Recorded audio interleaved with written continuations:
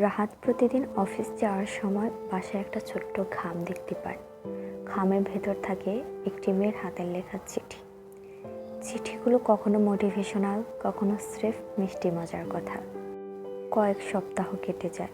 ছেলে ধীরে ধীরে অচেনা লেখিকার প্রেমে পড়ে যায়, যদিও জানে না কে চিঠি লিখছে। একদিন হঠাৎ আর চিঠি আসে না। অপেক্ষা করতে করতে বিরক্ত হয়ে যায়। অনেক খোঁজাখুঁজি করে জানতে পারে ওই মেয়ে পাশের বাসায় থাকতো, অনেক দিন ধরে ছেলেটিকে ভালোবাসতো, কিন্তু মুখে বলতে পারেনি। শেষ চিঠি সে আগেই লিখে রেখেছিল, তুমি পড়ার সময় হয়তো আমি আর থাকবো না, কিন্তু জানো, প্রতিদিন তোমাকে দেখেই আমার দিন শুরু হতো। আসলে মেয়েটি অসুস্থ ছিল, কয়েকদিন আগেই মারা গিয়েছে। কিছু প্রেম শেষ হয় না, শুধু চিঠিতে বেঁচে থাকে।